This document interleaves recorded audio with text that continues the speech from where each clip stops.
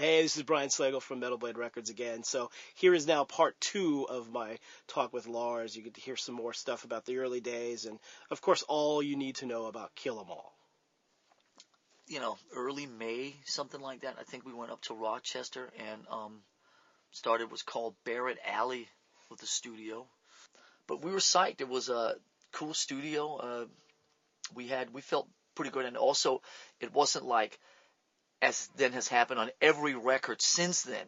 I mean, even Ride the Lightning, the next record a year later, we wrote 2 of the songs in the studio. Master Puppets, we wrote songs. I mean, we walked into Barrett Alley in May of '83 with all the songs just ready to go. I mean, it became about executing, and it became about capturing. It wasn't necessarily super sort of creative sessions. It's like, oh, what are we doing? And blah. It was just like go in and fucking play and nail it, When you got there, did you guys feel that you were ready to record, or did you feel you needed more time to play out? Like, what was the mindset when you got there and you were getting ready to record? Well, I mean, there was one speed bump along the way. Yeah, well, yeah. A little minor speed bump. Minor speed bump there. Which that was really the first thing that had to be dealt with when we got there, because when we left San Francisco, everything was fine. When we got to New York 10 days later, things were less hunky-dory in the band, and obviously it was the first time that we had all lived together, been sort of locked and sharing a very small amount of space, and we realized, unfortunately, that things were probably not going to work out with Dave. And literally, we walked into Johnny Z's place. We got to his house, and we all crashed on his couch, and blah, blah, blah. And we walked in, and basically the first thing was like, I just gotta tell you something. Hi, nice to meet you. How you doing? Nice family, nice kids. So, and Johnny Z was like, it was like, whoa, that was a big shock. So we dealt with that for the first couple of weeks, and then fortunately things worked out well with Kirk, and he got everything quickly and learned it quickly. We ended up living in Jamaica, Queens, in a kind of an old furniture warehouse. So basically, I think through the month of April, we were hanging in Jamaica, practicing, and working with Kirk, and then playing gigs on the weekends. And but you got to remember that, Johnny Z, God bless him. I mean, he didn't have. I don't mean this disrespectfully whatsoever. He didn't have a lot of experience in doing what he was doing, and so there was an element which we liked. I mean, it was appealing, the kind of make it up as you go along element. You know what I mean? It wasn't like there was a plan. It wasn't like, here's this and come out and you're going into the studio on this and this date and here. It was very sort of haphazardly, just sort of like making it up as we were going along, because it was a new experience for all of us. And I think that was part of the reason that we really got on so well with him, was we were kind of in this together. And it wasn't like him and us. It was like we're all doing this together, and we sort of believed in each other, and it was a pretty cool shared experience.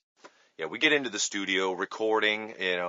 What I remember of the place, we were on different levels. I don't know if that's exactly accurate, but I remember not being able to see Lars while I'm playing, and that was a little frustrating. The drum room was somewhere else, and we're obviously used to being each other's faces. I remember going to, we didn't know the producer, we didn't know anyone there, and we're looking at him, and the guy's, kind of clean cut, and we're going, oh no, does he really know what he's in for, or does he know how to get the sounds we want, Because we had Mark Whittaker, the guy who was our early manager and place we lived at in El Cerrito. He was doing, engineering school, so he was helping with the sounds, and he helped with. There was a demo after the No Life to Leather that had Whiplash and like 3 other songs, and the sound was pretty darn good. And I remember driving around, and this guy Bob, who we had befriended up there, who was a complete nutcase, He was our shuttle service, He'd hang out. He'd take us to go get wings, or, go drinking or whatever. He was our ride around. I remember we're listening to stuff in his car going, A-Bing it with the old demo. That's our first experience with demoitis, Yep. It's like, oh my God, the guitars just, they don't have it, or the vocals, and kind of freaking out about it that maybe, this isn't the right guy. It's like, but the other thing I really remember, I had to go in, and we're short on funds, and I had to go in and do vocals. I had 2 days to do all the vocals, and I was probably the most hungover I'd ever been in my life. I woke up. Perfect. Yeah, I woke up. I think I'd smoked pot for the second time in my life or something too. I had woke up on the floor of the kitchen, and my head was resting on a wooden chair, and I remember Johnny Z being on the phone. You got to go in and do vocals today. It's like, fuck you. I'm not doing any vocals today. I'm going to throw up on the mic. It's like, what? You gotta.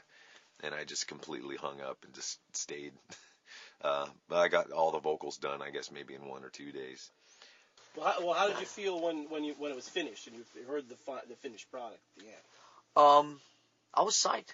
I thought that that the record obviously sounded good. It was a big thing about this Barrett Alley place had these really big rooms, so we thought the record was really nice and ambient and that whole thing, which of course was nothing compared to the Ride the Lightning record, which was really like next level up in terms of production. We're actually sitting, James and me, talking a couple days ago about how such a big thing back then, and you can probably remember that was production. Oh, we got to get Chris to Sangaritas, or we got to do this, or Martin Birch. Ooh, it's a production. The sounds. It's like now you just fucking go in and play, and I mean it's almost like you're trying to play it down now. You just want it to sound like garagey, and you don't want to fuck with it too much. Back then it was like, Def Leppard was on the radio every half hour. Ooh, listen to the kick drum, and I mean I remember sitting there being super psyched about the way it sounded, and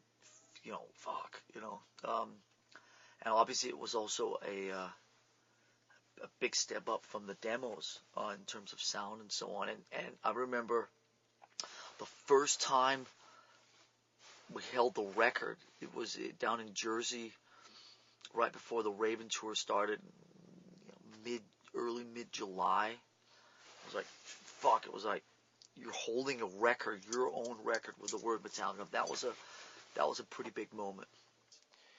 Boy, I listen back to those vocals and go, who is that? Yeah. Who is that? Who is she? I mean, some of his high screaming stuff. It's like, wow. And whether my balls hadn't dropped completely by then, or I don't know, but when you're first I was really thrown into the singing part. I wanted to be a singer really bad growing up. My poster was Steven Tyler and Joe Perry together in this one picture, and I wanted to be both of them. And thinking that playing guitar and singing, no band has made it like that. You gotta have a front man. So, and growing up in LA, I always wanted to be in a band, and everyone was looking for singers. So, well, okay, I'll put the guitar down and start singing. And I had to go back and forth with it, Okay, I'm going to sing. It's going to be awesome. I'm singing, at the Saxon show and going, oh, I miss playing guitar, and we need another guitar. So I'll pick the guitar up again, and man, I feel this, the riff and this, and okay, we're looking for a singer now. And then we look for a singer, and it's like, dude, the guy's a poser, and oh my God. And I go back and forth, and I end up doing the rhythms because he's not as good and that, and it's like, all right, I'm gonna attempt to do both, and if a singer comes along, then okay. And I was not taking lessons. I was not, I was listening to Lemmy. Lemmy was kind of, okay. He's, as long as you got attitude, you don't have to be able to sing, And that was kind of the attitude around those days, And I did what I could, and my extent of singing was a yeah, like that at the end, I'd do a little bump at the end. That's singing, that's my vibrato or something, And slowly over time, obviously being on tour and things, you just get better. The more you sing, you got to develop a style. Sure.